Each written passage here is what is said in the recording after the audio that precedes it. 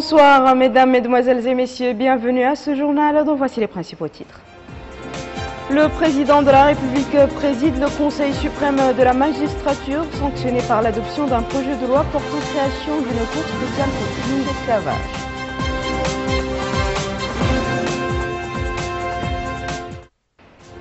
Le Conseil suprême de la zone franche de Nouadhibou réuni sous la présidence du président de la République passe en revue les étapes franchies dans le cadre du lancement effectif du projet.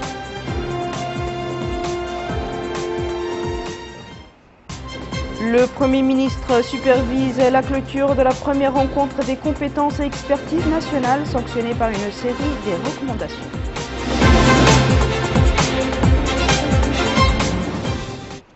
Merci de vous joindre à nous, mesdames et messieurs. Le président de la République, M. Mohamed Abdelaziz, préside le Conseil suprême de la magistrature sanctionné par l'adoption d'un projet de loi portant création d'une cour spéciale pour crimes d'esclavage.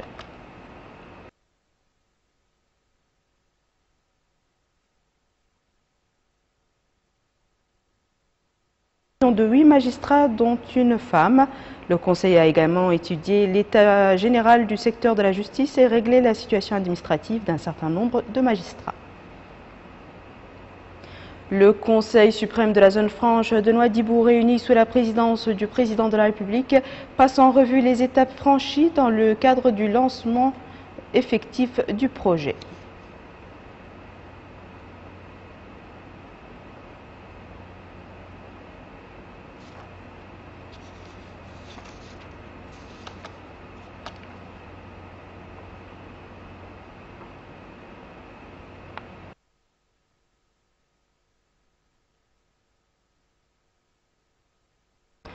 Le Premier ministre supervise la clôture de la première rencontre des compétences et expertises nationales sanctionnée par une série de recommandations.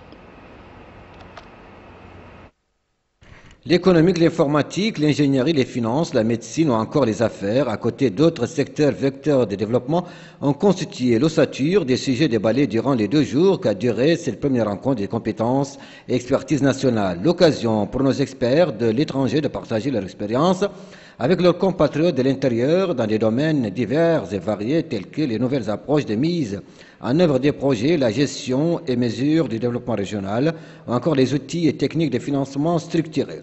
Certains parmi eux ont aussi souligné la nécessité de créer en Mauritanie un centre de contrôle et de prévention des maladies, de même qu'un laboratoire d'analyse et de recherche. En présence du Premier ministre, Dr Moulay Mohamed Arab, qui a présidé la clôture de cette rencontre, les participants ont décliné les recommandations qu'ils ont arrêtées au terme de leurs travaux. Associer la diaspora des travailleurs, commerçants, salariés, ouvriers au processus. Associer les acteurs nationaux, publics et privés, à la tenue des rencontres de ce genre. Faciliter le transfert des droits sociaux, retraite, assurance. Organiser les états généraux du développement. Faciliter et encourager les transferts de fonds issus de l'expatriation. Faciliter l'accès aux documents administratifs pour les Mauritaniens de l'étranger, passeport, visa, état civil. Solliciter le partenariat des organismes internationaux qui accompagnent les initiatives s'adressant à la diaspora, Tocten, MIDA. Vulgarisation de l'information selon laquelle le Mauritanien qui s'est prévalu d'une nationalité étrangère peut conserver sa nationalité d'origine sous réserve d'une dérogation accordée par le président de la République après une demande à lui adressée. Simplifier la procédure d'acquisition de la dérogation présidentielle pour la double nationalité. Levée de la limite d'âge pour les professeurs et chercheurs souhaitant mettre à contribution leur expérience et leur savoir-faire ou rejoindre les structures d'enseignement supérieur. Cela, bien sûr, entre autres suggestions. Ils ont aussi, à travers leur porte-parole, adressé leurs remerciements au gouvernement pour avoir organisé cette rencontre, manifestant ainsi l'intérêt qu'il accorde aux compétences nationales installées à l'extérieur et sa volonté de les amener à participer au développement national. Quant au Premier ministre, Dr Moulay Mohamed Ghrav, il devait dans son mot de clôture préciser que l'exode des compétences n'a jamais été perçu comme signe de faiblesse ou de soumission. Il s'agit, a-t-il dit, plutôt d'un acte ambitieux motivé par le désir d'acquérir des cultures humaines contenant des comportements, normes et valeurs sociaux à même de favoriser un échange fécond des civilisations et inventions. Le Premier ministre a indiqué que la migration en soi n'a jamais été un choix délibéré, mais le fruit des contraintes et pressions d'ordre économique. Parlons du cas de la Mauritanie. Dr Moulay Mohamed Ghrav a précisé que les autorités sont conscientes des difficultés que vivent les immigrés à cause de l'éloignement des siens et de l'absence d'accès aux fonctions administratives. Il a ajouté que cette situation ne devra pas constituer un motif d'inquiétude ou de frustration, par contre un moyen de raffermir la détermination et de valoriser la productivité en perspective d'un retour heureux au pays pour participer à la construction nationale. Parlant du développement qu'a connu la Mauritanie ces dernières années, le Premier ministre a fait savoir que des avancées notoires ont été enregistrées ces dernières années au niveau de tous les secteurs du développement. Des chantiers de construction et d'urbanisation sont en cours partout dans le pays, a-t-il fait savoir, grâce à la multiplicité et à la diversité des financements et à leurs usages transparents, ce qui encourage le retour des hautes compétences et expertises nationales. Je vous le disais en titre, le président de la République a présidé le Conseil suprême de l'autorité de la zone franche de Nouadhibou en présence du président de l'autorité de régulation de cette zone ainsi que les ministres des Affaires économiques et du développement, des finances, de l'habitat et de l'urbanisme et d'un chargé de mission à la présidence de la République.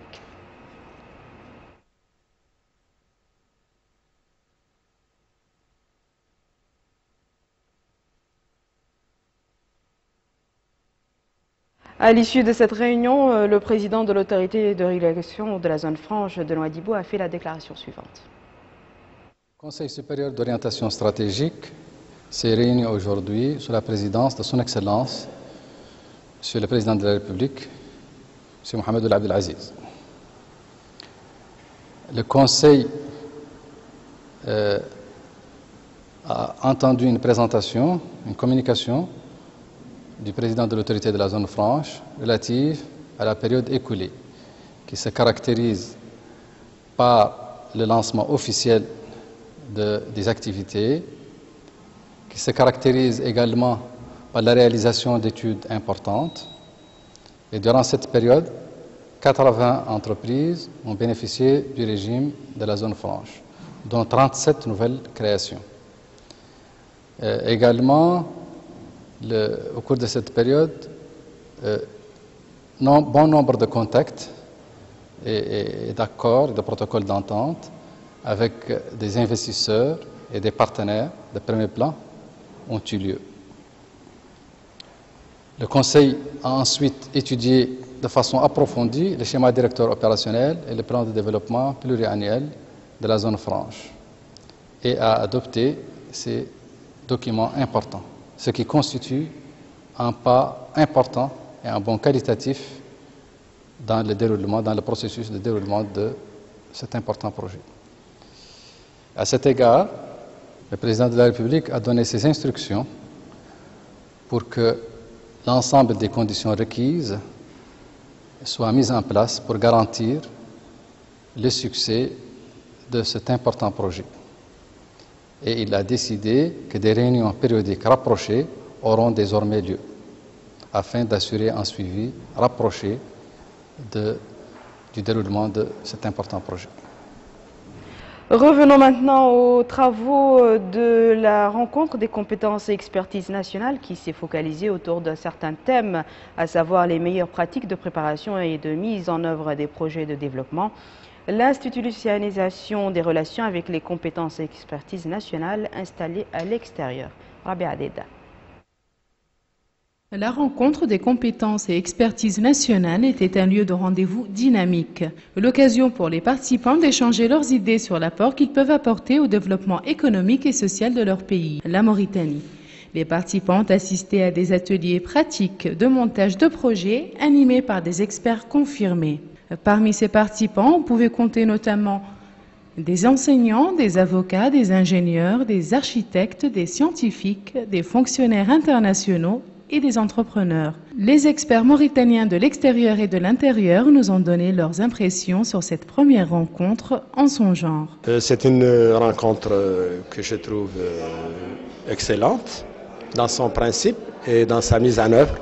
Dans son principe, comme je l'ai dit hier, c'est une rencontre qui permet de résoudre un problème essentiel qui est celui pour l'État d'avoir une vision claire du potentiel scientifique, technique dont le pays dispose dans la technostructure internationale, ce qui est un élément, une donnée essentielle pour le devenir du pays et pour se doter des moyens scientifiques et de compétences pour son développement. Cet échange et ces présentations nous ont justement permis de voir en fait les projets qui sont mis en place ou qui vont être mis en place et qui ont besoin d'un soutien pour le développement justement du pays de la Mauritanie.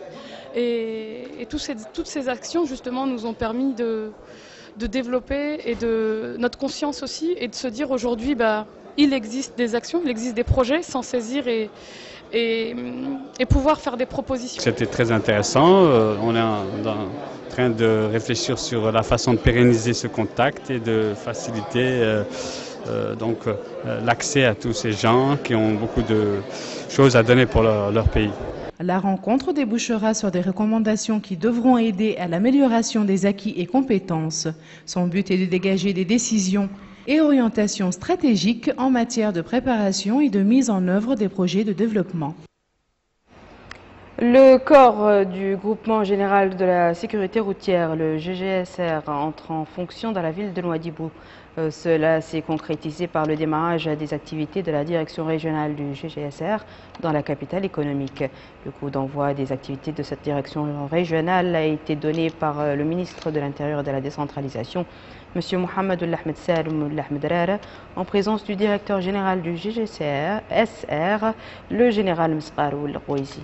L'occasion pour ce dernier d'affirmer que cette institution sécuritaire naissante a franchi de grandes étapes dans le recrutement et la formation de ressources humaines capables de mener convenablement la mission qui lui est dévolue. Les officiels ont pris connaissance à cette occasion des équipements et de la logistique mise à disposition des éléments de la GGSR à Nouadhibou. Nous y reviendrons. Au chapitre des décorations, la ministre de la fonction publique et de la modernisation de l'administration a décoré aujourd'hui de la médaille de reconnaissance nationale Hassan Ould Ibrahim, chef du département des inspections du travail. Bouhoul Kourbali, directeur du regroupement et du contrôle à la Caisse nationale de sécurité sociale, de la médaille d'honneur première classe. Fatou Fall, chef service de la prévision sociale et de l'immigration. Son homologue de la santé, M. Ahmedoul Hadamine Jelvoun, a lui aussi décoré de la médaille de chevalier de l'ordre du mérite national le professeur Lobaïdi Boubou, inspecteur général au ministère. De la médaille de la première classe de l'ordre du mérite national, Madame Arba Mentebnou Lebraik. De la médaille de deuxième classe de l'ordre du mérite national, M. Khalil Oulboylil, infirmier d'État. Et enfin, de la médaille de troisième classe, Madame Labouda Ba, sage-femme d'État. Une découverte, la production de l'huile à partir de Toug, un fruit local. Les auteurs de cette découverte sont des Mauritaniens installés en France. Ils l'ont présenté aujourd'hui au ministre de l'Environnement et du Développement durable. L'huile extraite de ce fruit renferme des substances riches sur le plan nutritionnel et cosmétique. Plus de précision avec Mohamed Lemine Lab. Touga ou les dattiers du désert, cette espèce végétale dont la valeur a été jusque présent moins connue par le grand public, Hier, les chercheurs mauritaniens ont présenté au Palais des Congrès leurs projets sur Touga sous le haut patronage du ministère de l'Environnement et du Développement durable.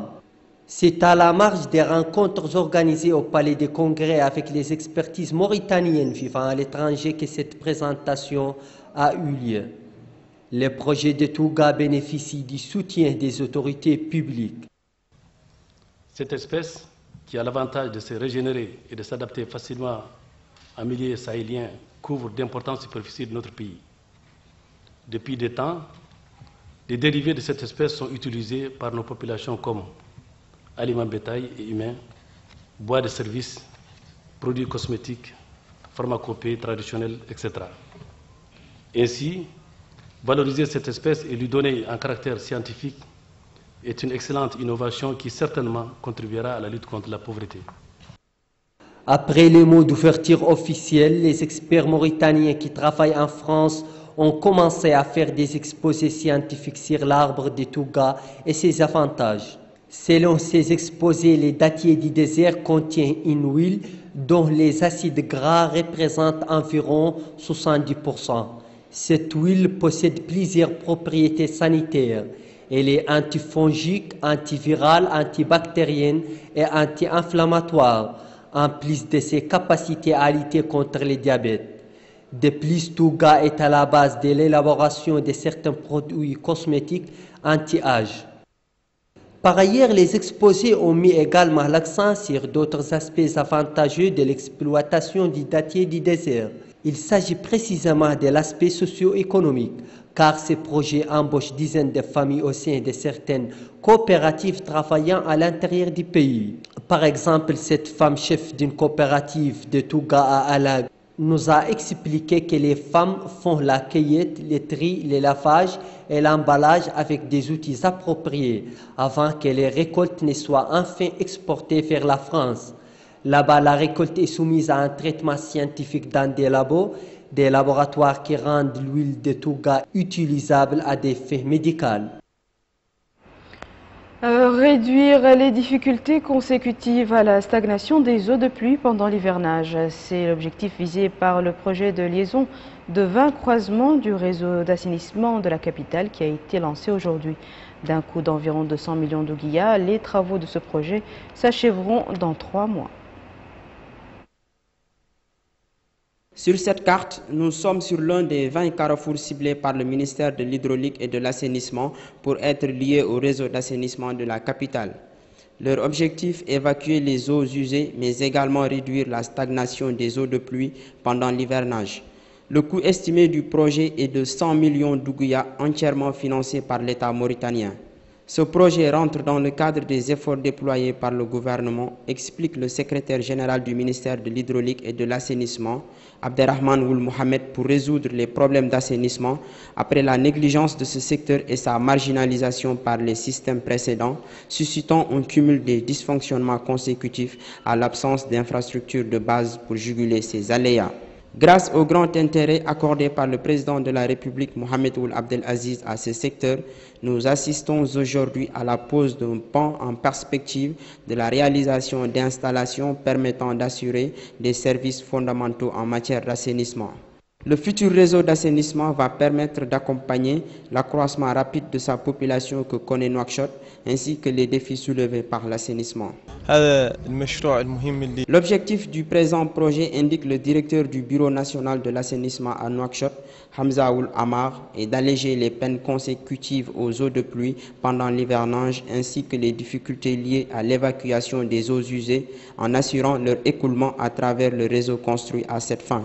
La fin des travaux est prévue dans 3 mois. Lors du lancement du projet, le secrétaire général du ministère de l'Hydraulique et de l'Assainissement a annoncé qu'un projet relatif au réseau d'assainissement de Nouakchott sera lancé très prochainement.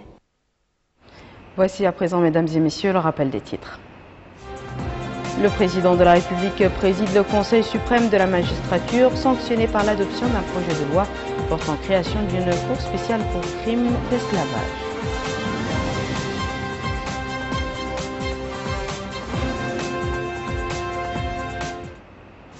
Le Conseil suprême de la zone franche de Nouadhibou, réuni sous la présidence du président de la République, passe en revue les étapes franchies dans le cadre du lancement d'effectifs du projet.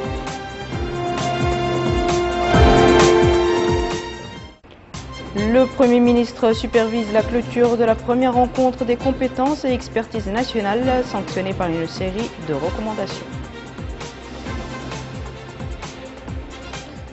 C'est la fin de ce journal, mesdames et messieurs. Merci à vous de nous avoir suivis. Merci de votre fidélité et excellente suite au programme sur la TFM.